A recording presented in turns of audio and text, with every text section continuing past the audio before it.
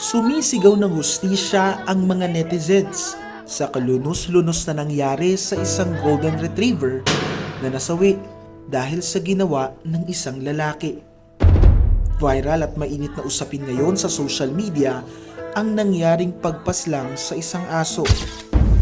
Sa isang Facebook post, ibinahagi ng fur parent na si Vina Rachel ang nangyari sa kanilang aso na si Kilua. Sa caption, binanggit nito na mahal ko yan. We found his lifeless body inside the sack. Ayon sa kanyang kwento, nakalabas raw ng bahay nila ang asong si Kilua kahit nakalock ang kanilang gate. Nahulog umano ito matapos tumalon sa railings, dahilan na para makalabas ito sa kanilang kalye. Dito umano nagkaroon ng inkwentro si Kilua at isang lalaki. Ayon sa paliwanag ng lalaki, tinangka umano ng aso na kagatin ng anak niya, kaya niya ito hinabol.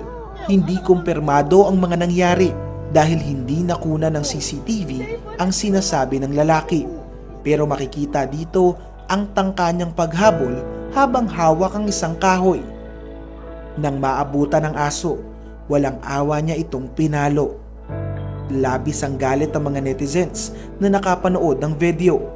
Agad raw pinuntahan ng pet owner ang nasabing lalaki at dito na hindi napigilang maiyak sa galit ng kanyang pamilya.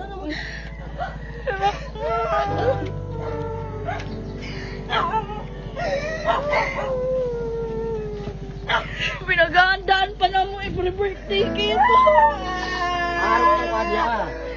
Sa video, makikitang ipinapaliwanag pa ng lalaki ang nangyari kung bakit raw niya nagawa iyon. At nang sabihan ito na ilabas ang aso, nagulat ang pet owner na isinilid pa ng lalaki ang aso sa loob ng isang sako.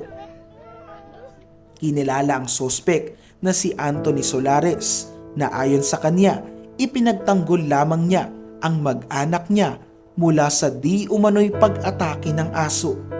Wala pang pinal na hatol sa insidente dahil hindi pa naglalabas ng pahayag ang sospek. Patuloy ang isinasagawang investigasyon sa nangyaring pagpaslang. Kumakausap na rin ng mga otoridad ang pet owner na si Vina. Bumuhos ang mga simpatya mula sa mga netizens. Hayop man sila, pero may karapatan ring mabuhay ng payapa kagaya nating mga tao. Ikaw, ano ang komento mo sa nangyaring pagpaslang kay Kilua?